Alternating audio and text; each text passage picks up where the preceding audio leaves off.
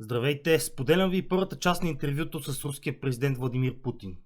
Като целенасочено пропускам първите 20 минути от интервюто, в които руския президент говори за руската история, тъй като ние българите смятам, че като народ, които сме дали на тези хора писменост и култура, много добре знаем тяхната история и няма смисъл да си я припомняме в интервю, което е повече от 2 часа. Поне това е моето мнение. И преди да ви пусна интервюто, искам още веднъж страшно много да ви благодаря за подкрепата и за търпението. Осъзнавам, че се забавих с качването на видеото, но и аз леко останах изненадан от продължителността на това интервю, така че още веднъж ви се извинявам, а сега приятно гледане. The following is an interview with the president of Russia, Vladimir Putin, shot February 6, 2024 at about 7 p.m. in the building behind us, which is, of course, the Kremlin. The interview, as you will see if you watch it, is primarily about the war in progress, the war in Ukraine, how it started, what's happening, and most presently, how it might end. One note before you watch. At the beginning of the interview, we asked the most obvious question, which is, why did you do this? Did you feel a threat, an imminent physical threat? And that's your justification. And the answer we got shocked us. Putin went on for a very long time, probably half an hour, about the history of Russia going back to the 8th century. And honestly, we thought this was a filibustering technique and found it annoying and interrupted him several times. And he responded he was annoyed by the interruption. But we concluded in the end, for what it's worth, that it was not a filibustering technique. There was no time limit on the interview. We ended it after more than 2 hours. Instead, what you're about to see seemed to us sincere, whether you agree with it or not. Vladimir Putin believes that Russia has a historic claim to parts of Western Ukraine. So our opinion would be to view it in that light as a sincere expression of what he thinks. And with that, here it is. You explain at great length that you felt a physical threat from the West in NATO, including potentially a nuclear threat, and that's what got you to move. Is that a fair characterization of what you said? Я понимаю, что мои длинные диалоги, они... I understand that my long speeches probably fall outside of the genre of the interview. That is why I asked you at the beginning, are we going to have a serious talk or a show? You said a serious talk. So bear with me, please. We're coming to the point where the Soviet Ukraine was established. Then, in 1991, the Soviet Union collapsed. And everything that Russia had generously bestowed on Ukraine was dragged away by the latter.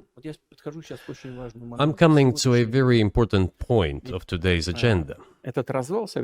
Thank you. After all, the collapse of the Soviet Union was effectively initiated by the Russian leadership. I do not understand what the Russian leadership was guided by at the time, but I suspect there were several reasons to think everything would be fine.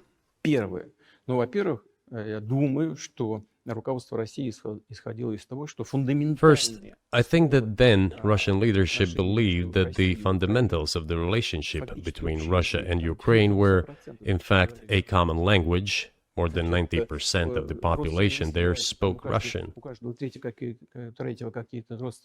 Family ties. Every third person there had some kind of family or friendship ties. Common culture, common history.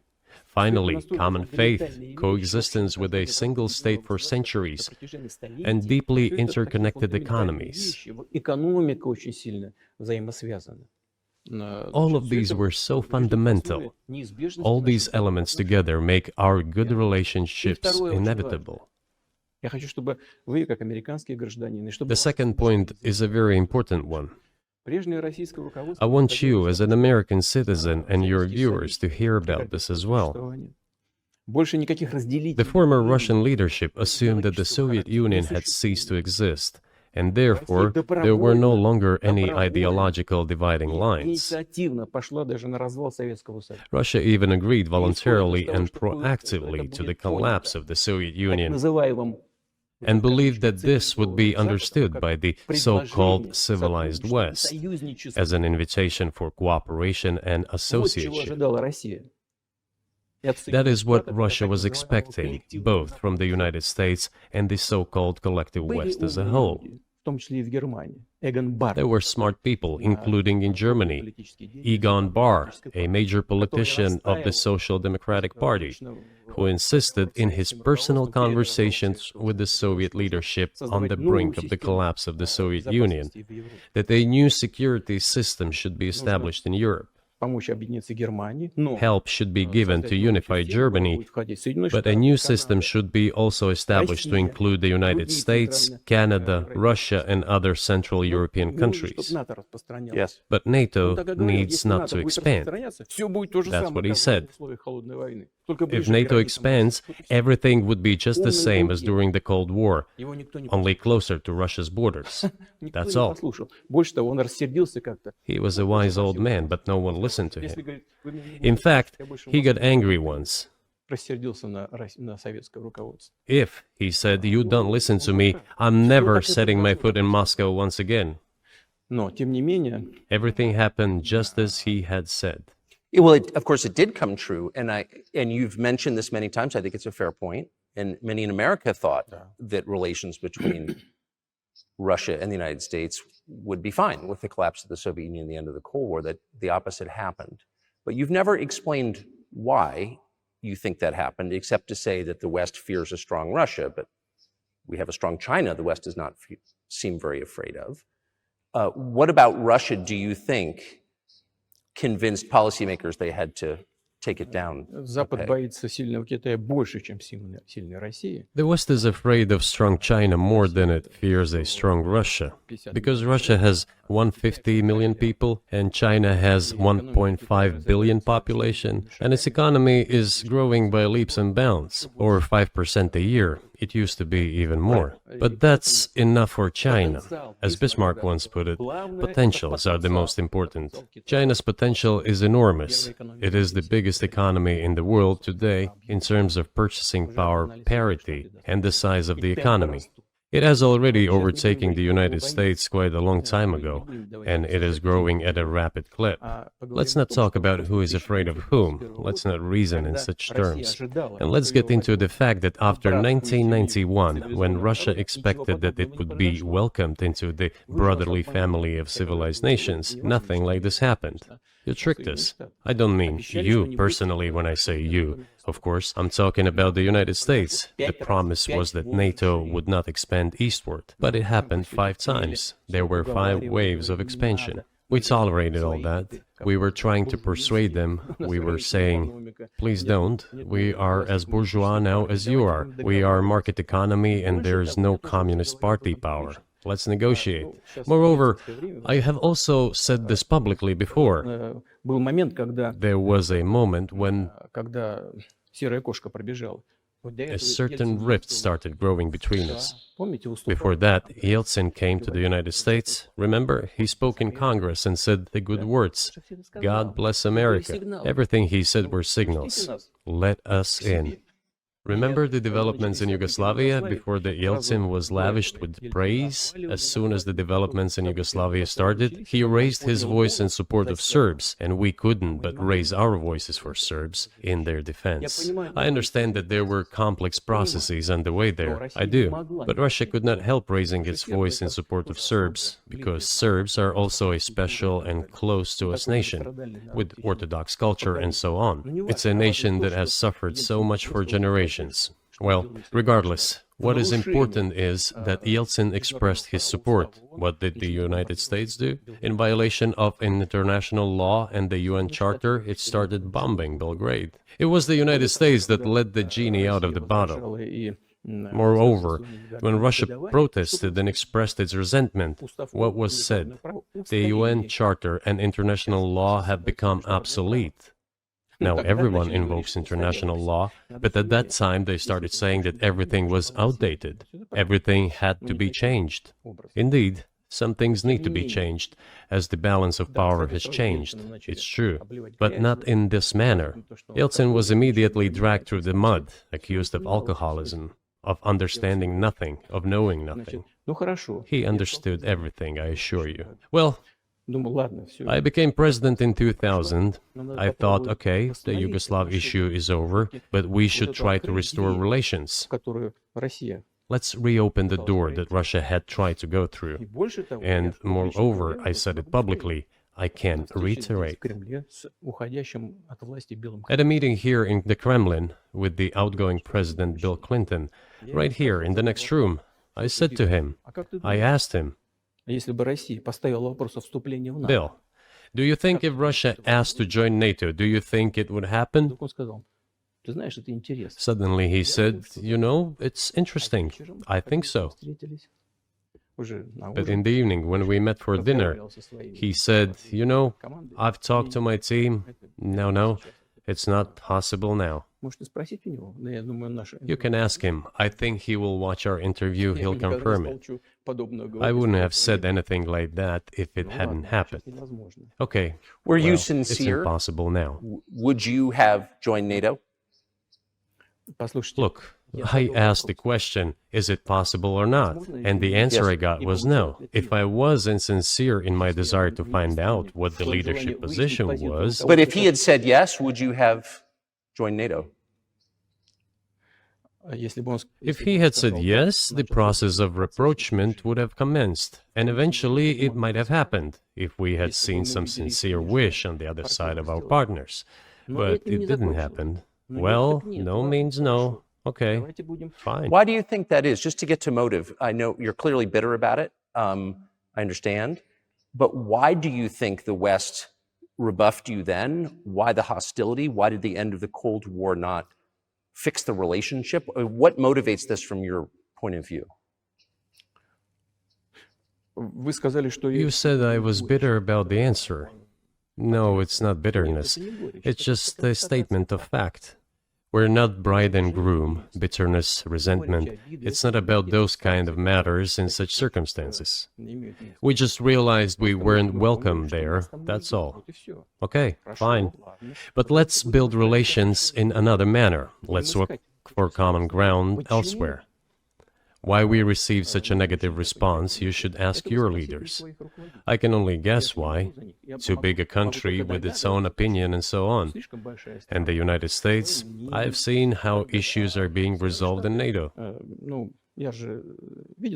I will give you another example now concerning Ukraine. The US leadership exerts pressure, and all NATO members obediently vote, even if they do not like something. Now, I'll tell you what happened in this regard with Ukraine in 2008, although it's being discussed. I'm not going to open a secret to you, say anything new. Nevertheless, after that we tried to build relations in different ways. For example, the events in the Middle East, in Iraq. We were building relations with the United States in a very soft, prudent, cautious manner. I repeatedly raised the issue that the United States should not support separatism or terrorism in the North Caucasus. But they continue to do it anyway. And political support, information support, financial support, even military support came from the United States and its satellites for terrorist groups in the Caucasus. I once raised this issue with my colleague, also the President of the United States. He says, "It's impossible. Do you have proof?" I said, "Yes." I was prepared for this conversation, and I gave him that proof. He looked at it, and you know what he said?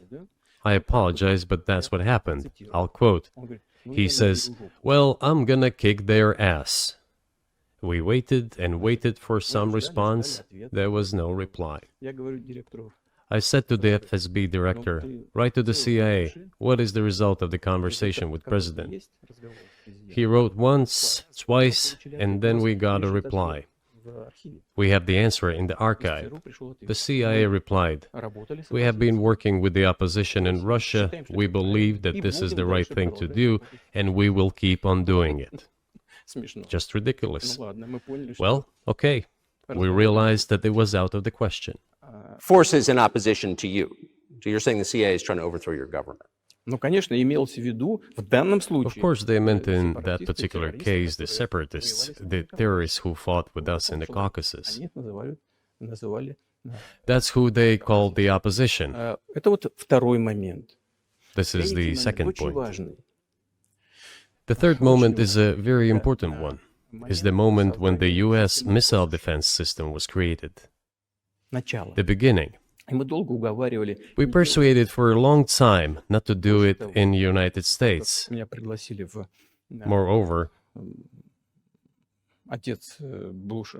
after was invited by Bush Jr.'s father, Bush Sr., to visit his place on the ocean, Там состоялась очень серьезная беседа, I had a very serious conversation with President Bush and his team. чтобы I proposed that the United States, Russia, and Europe jointly create a missile defense system that, we believe, которая, как мы считаем, if created unilaterally, threatens our security, despite the fact that the United States officially said that it was being created against missile threats from Iran.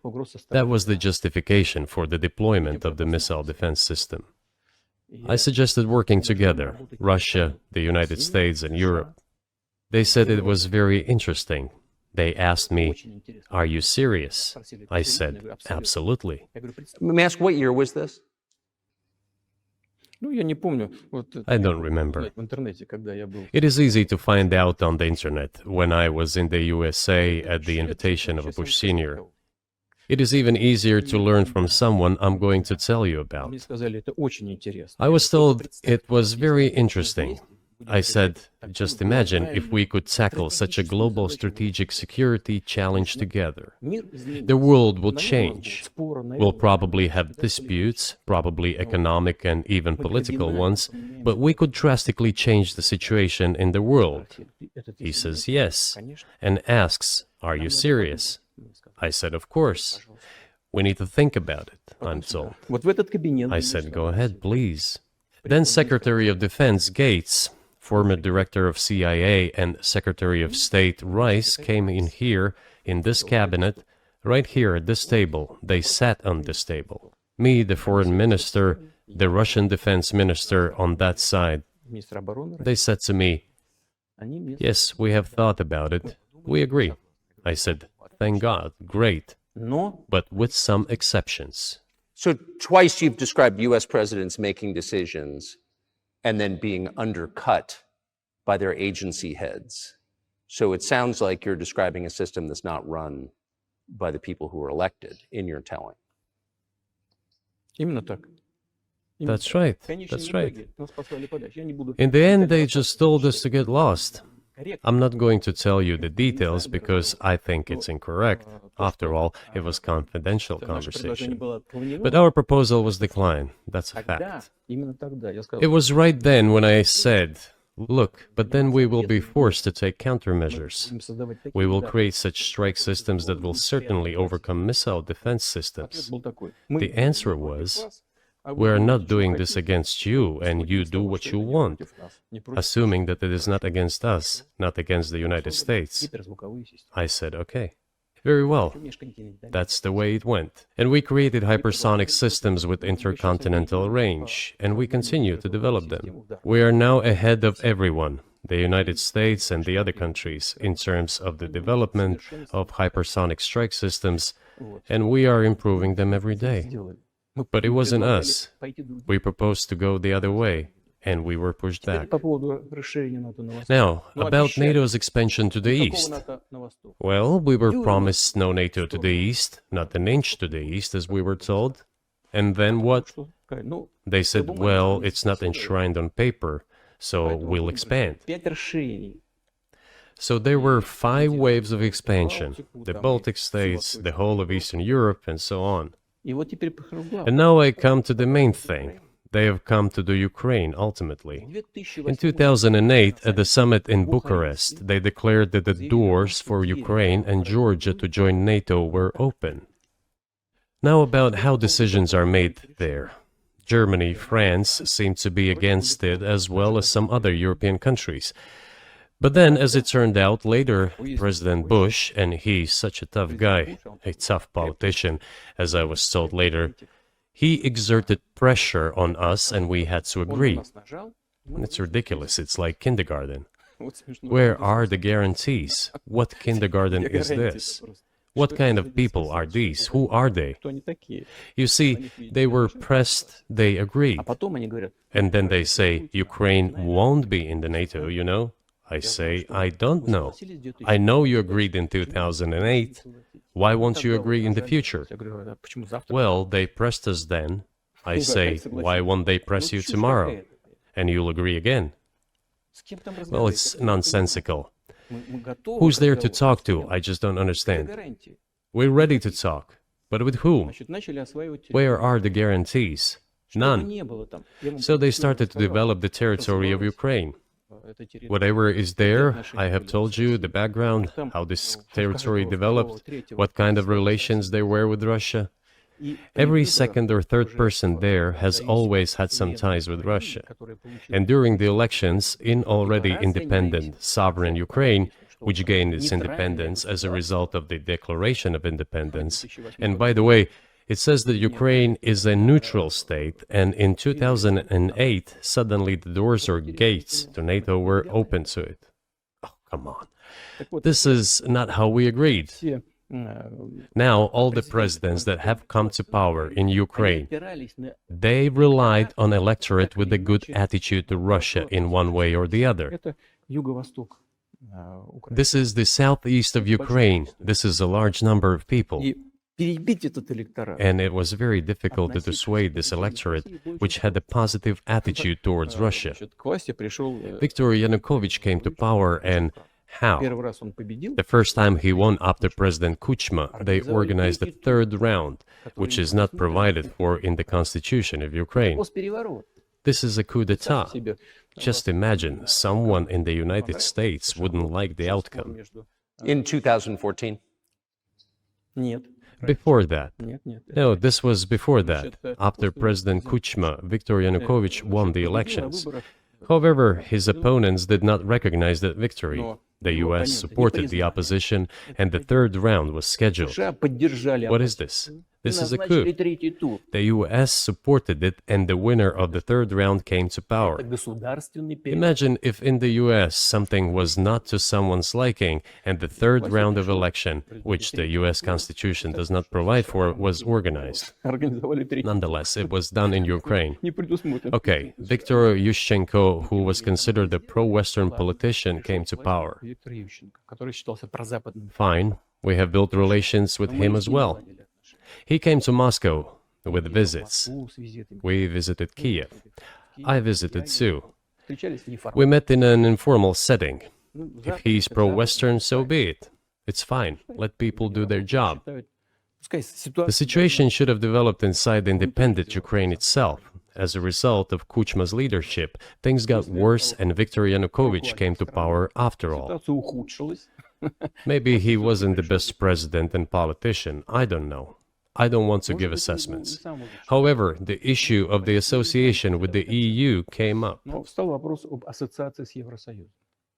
We have always been lenient to this, suit yourself. But when we read through the Treaty of Association, it turned out to be a problem for us, since we had a free trade zone and open customs borders with Ukraine, which under this association had to open its borders for Europe, which could have led to flooding of our market. We said, no, this is not going to work. We shall close our borders with Ukraine then. The customs borders, that is. Yanukovych started to calculate how much Ukraine was going to gain, how much to lose, and said to his European partners, I need more time to think before signing. The moment he said that, the opposition began to take destructive steps which were supported by the West. It all came down to Maidan and a coup in Ukraine. So he did more trade with Russia than with the EU. Ukraine did. Of course. It's not even the matter of trade volume, although for the most part it is. It is the matter of cooperation ties, which the entire Ukrainian economy was based on. The cooperation ties between the enterprises were very close since the times of the Soviet Union. One enterprise there used to produce components to be assembled both in Russia and Ukraine, and vice versa. They used to be very close ties. A coup d'etat was committed, although I shall not delve into details now, as I find doing it inappropriate, the US told us. calm Yanukovych down, and we will calm the opposition. Let the situation unfold in the scenario of a political settlement. We said, all right, agreed, let's do it this way. As the Americans requested, Yanukovych did use neither the armed forces nor the police, yet the armed opposition committed a coup in Kiev. What is that supposed to mean? Who do you think you are? I wanted to ask the then US leadership. With the backing of whom? With the backing of CIA, of course. The organization you wanted to join back in the day, as I understand. We should thank God they didn't let you in. Although, it is a serious organization. I understand. My former vis-a-vis in the sense that I served in the first main directorate, Soviet Union's intelligence service. They have always been our opponents. A job is a job. Technically, they did everything right. They achieved their goal of changing the government. However, from political standpoint, it was a colossal mistake. Surely it was political leadership's miscalculation. They should have seen what it would evolve into. So, in 2008, the doors of NATO were opened for Ukraine. In 2014, there was a coup. They started persecuting those who did not accept the coup, and it was indeed a coup. They created a threat to Crimea, which we had to take under our protection. They launched a war in Donbass in 2014 with the use of aircraft and artillery against civilians. This is when it all started. There is a video of aircraft attacking Donetsk from above. They launched a large-scale military operation, then another one. When they failed, they started to prepare the next one. All this against the background of military development of this territory and opening of NATO's doors. How could we not express concern over what was happening? From our side, this would have been a culpable negligence. That's what it would have been. It's just that the US political leadership pushed us to the line we could not cross, because doing so could have ruined Russia itself. Besides, we could not leave our brothers in faith, in fact, a part of Russian people, in the face of this war machine. But that was 8 years before the current conflict started. So what was the trigger for you? What was the moment where you decided you had to do this? Спровоцировал конфликт изначально. Initially, it was the coup in Ukraine that provoked the conflict. By the way, back then the representatives of 3 European countries, Germany, Poland and France, arrived. They were the guarantors of the signed agreement between the government of Yanukovych and the opposition. They signed it as guarantors. Despite that, the opposition committed a coup, and all these countries pretended that they didn't remember that they were guarantors of the peaceful settlement. They just threw it in the stove right away, and nobody recalls that. I don't know if the US know anything about the agreement between the opposition and the authorities, and its 3 guarantors who, instead of bringing this whole situation back in the political field, supported the coup. Although it was meaningless, believe me, because President Yanukovych agreed to all conditions. He was ready to hold an early election which he had no chance of winning, frankly speaking. Everyone knew that. Then why the coup? Why the victims? Why threatening Crimea? Why launching an operation in Donbass? This I do not understand. That is exactly what the miscalculation is. CIA did its job to complete the coup.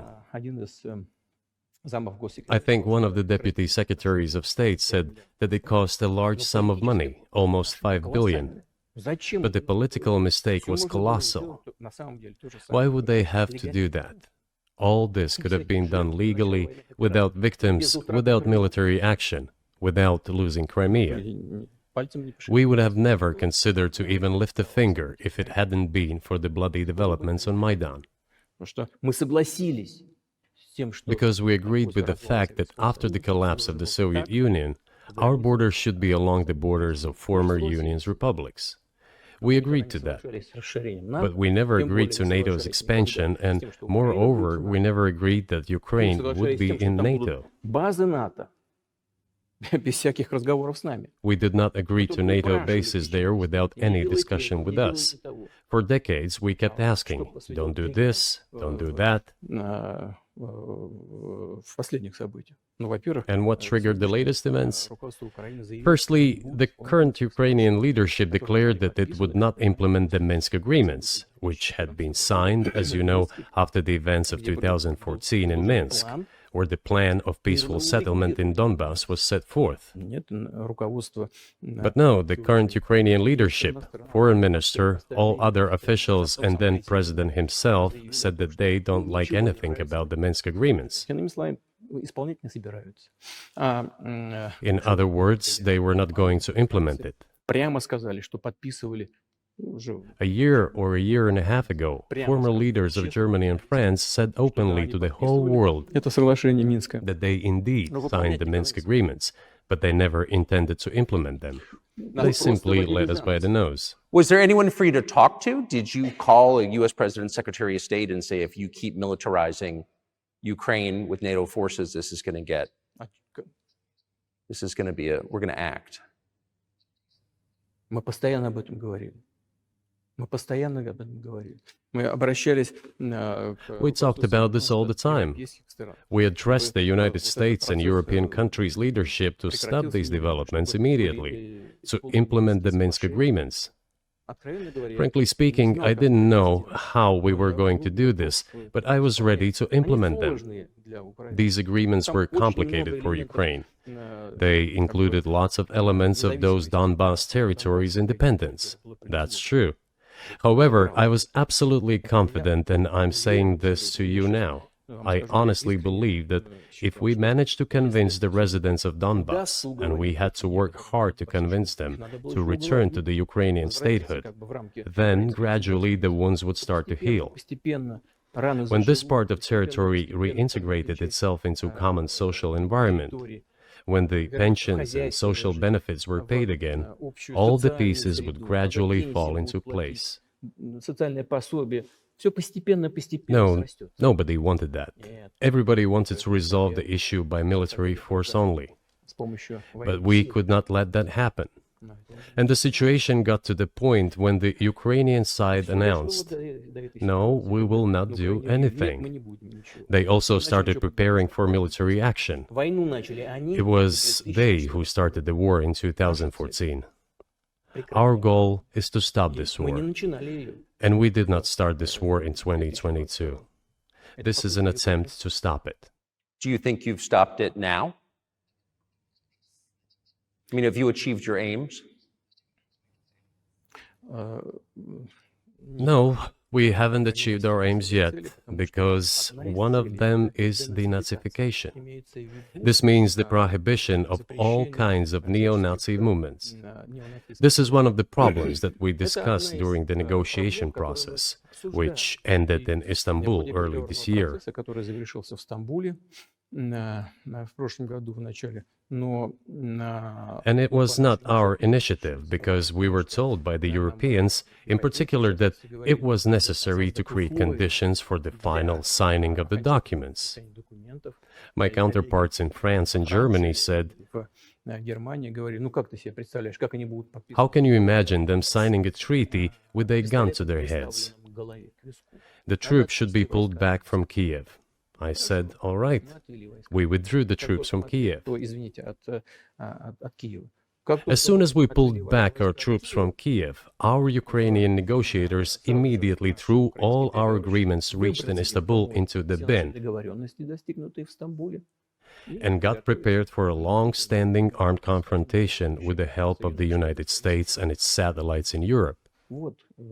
That is how the situation has developed, and that is how it looks now. But what is, pardon my ignorance, what is denazification? What would that mean? What is... Да, вот я как раз хочу сейчас об этом сказать. Это очень важный вопрос. Денацификация. That is what I want to talk about right now. It is a very important issue. Denazification.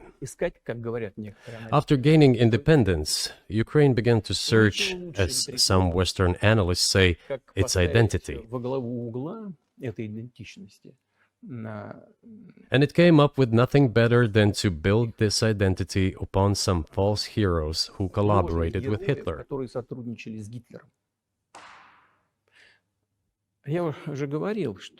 I have already said that in the early 19th century, when the theorists of independence and sovereignty of Ukraine appeared, they assumed that an independent Ukraine should have very good relations with Russia.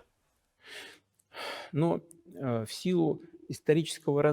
due to the historical development, those territories were part of the Polish-Lithuanian Commonwealth. Poland, where Ukrainians were persecuted and treated quite brutally as well as were subject to cruel behavior.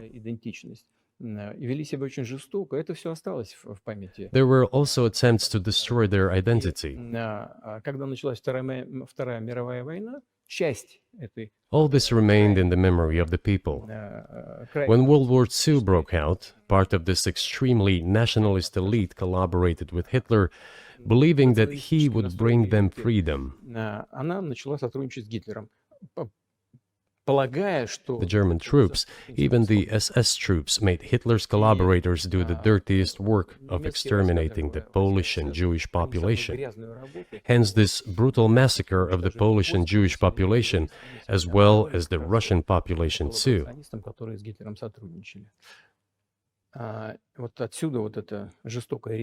This was led by the persons who are well known, Bandera, Shukevich.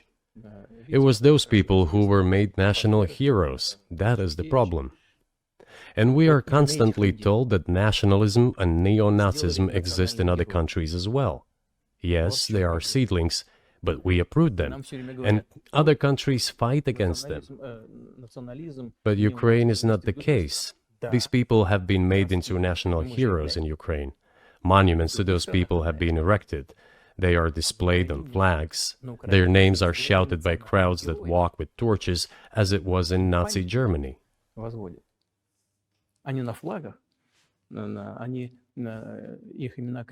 These were people who exterminated Poles, Jews, and Russians. It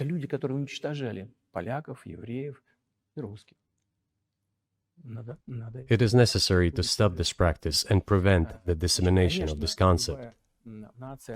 I say that Ukrainians are part of the one Russian people. They say, no, we are a separate people. Okay, fine. If they consider themselves a separate people, they have the right to do so, but not on the basis of Nazism, the Nazi ideology. Would you be satisfied with the territory that you have now? Нет, сейчас закончим. Вы же задали вопрос по неонацизму и денацификации. I will finish answering the question. You just asked a question about neo-Nazism and denazification. Look, the president of Ukraine visited Canada. The story is well known, but being silenced in the Western countries. The Canadian Parliament introduced a man who, as the Speaker of the Parliament said, fought against the Russians during the World War II. Well, who fought against the Russians during the World War II? Hitler and his accomplices. It turned out that this man served in the SS troops. He personally killed Russians, Poles, and Jews. The SS troops consisted of Ukrainian nationalists who did this dirty work. The president of Ukraine stood up with the entire Parliament of Canada and applauded this man. How can this be imagined? The president of Ukraine himself, by the way, is a Jew by nationality. Really, my question is, what do you do about it? I mean, Hitler's been dead for 80 years. Nazi Germany no longer exists. And so, true. And so, I think what you're saying is you want to extinguish or at least control Ukrainian nationalism, but how? How do you do that? Вот послушайте меня. Ваш вопрос очень тонкий. Listen to me. Your question is very subtle, and I can tell you what I think. Do not take offense. Of course. Он, казалось бы, тонкий, он очень противный, этот вопрос. This question appears to be subtle. It is quite pesky. Значит, You say Hitler has been dead for so many years, люди, которые 80 years. уничтожали But his евреев, example русских, lives on. поляков, живы. People who exterminated Jews, Russians, and Действующий Poles are президент alive. сегодняшней Украины And the аплодирует president, ему the в current канадском president of парламенте, today's Ukraine, аплодирует applauds him стоя. in the Canadian parliament, Разве мы gives можем a сказать, что standing мы ovation. целиком выкорчевали Can we эту say that идеологию, we have если completely то, что мы uprooted видим, this происходит ideology сегодня? if what we see is Вот что happening такое today? денацификация в нашем That понимании. is what Надо denazification избавиться от is тех in людей, our которые, understanding. эту We have to get rid of those people who теорию maintain так this concept and support this представляют practice жизни and и try to стараются preserve it. сохранить. That Вот is что what такое denazification денацификация. is. Вот That что под is этим what we понимаем. mean. Right. My question was a little more specific. It was, of course, not a defense of Nazis, neo or otherwise. It was a practical question. You don't control the entire country. You don't control Kiev. You don't seem like you want to. So how do you eliminate a culture or an ideology or feelings or a view of history in a country that you don't control? What do you do about that?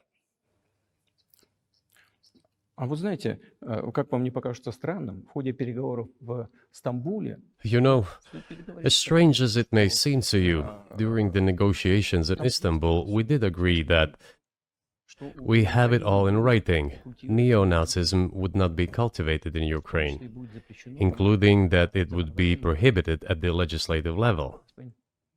Mr. Carlson, we agreed on that. This, it turns out, can be done during the negotiation process. And there's nothing humiliating for Ukraine as a modern civilized state. Is any state allowed to promote Nazism? It is not, is it? That is it. Ведь нет, правда? Вот и всё. Will there be talks, and why haven't there been talks about resolving the conflict in Ukraine? Peace talks. Они они дошли до очень высокой стадии согласования позиций, сложно. They have been. They reached a very high stage of coordination of positions in a complex process, but still they were almost finalized.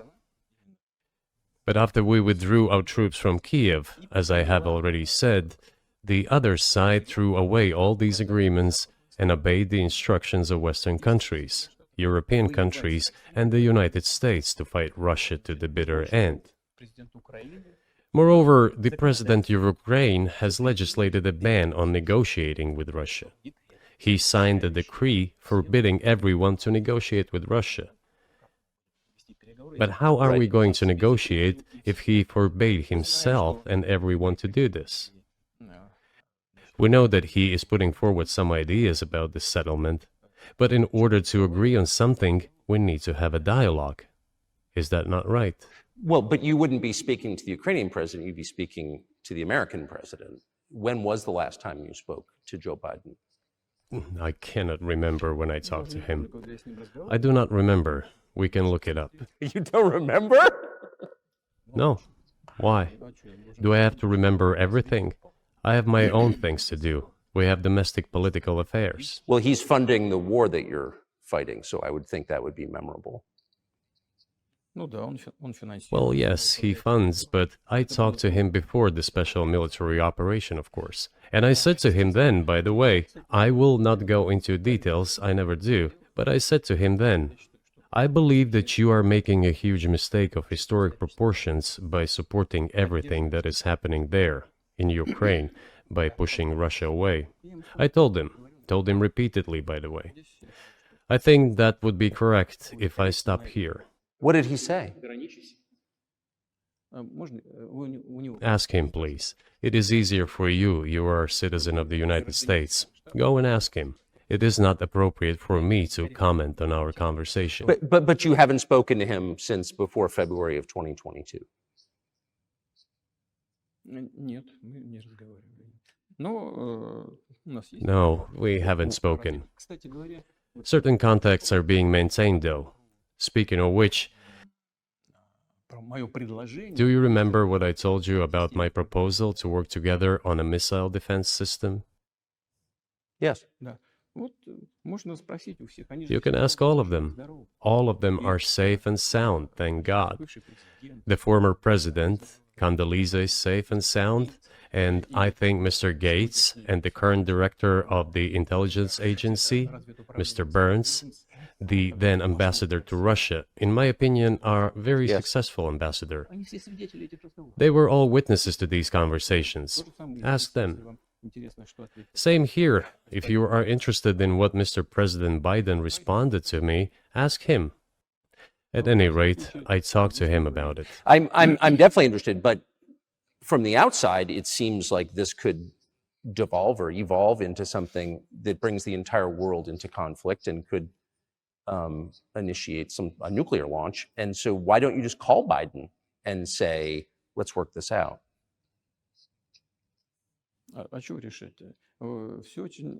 What's there to work out? It's very simple. I repeat, we have contacts through various agencies. I will tell you what we are saying on this matter and what we are conveying to the US leadership. If you really want to stop fighting, you need to stop supplying weapons. It will be over within a few weeks. That's it. And then we can agree on some terms. Before you do that, stop. What's easier? Why would I call him? What should I talk to him about? Or beg him for what? And what messages do you get back? You're going to deliver such and such weapons to Ukraine? Oh, I'm afraid, please don't. What is there to talk about? Do you think NATO is worried about this becoming a global war or a nuclear conflict? At least that's what they're talking about. And they're trying to intimidate their own population with an imaginary Russian threat. This is an obvious fact. And thinking people, not Philistines, but thinking people, analysts, those who are engaged in real politics, just smart people, understand perfectly well that this is a fake. They're trying to fuel the Russian threat. The threat I think you're referring to is a Russian invasion of Poland, Latvia, expansionist behavior. Can you imagine a scenario where you sent Russian troops to Poland?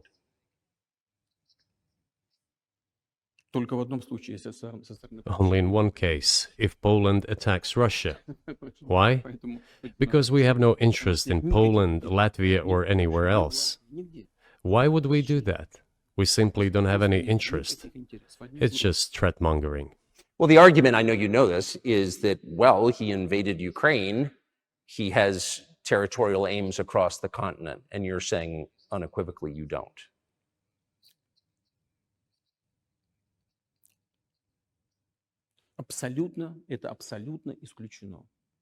It is absolutely out of the question. You just don't have to be any kind of analyst. It goes against common sense to get involved in some kind of a global war. And a global war will bring all humanity to the brink of destruction. It's obvious.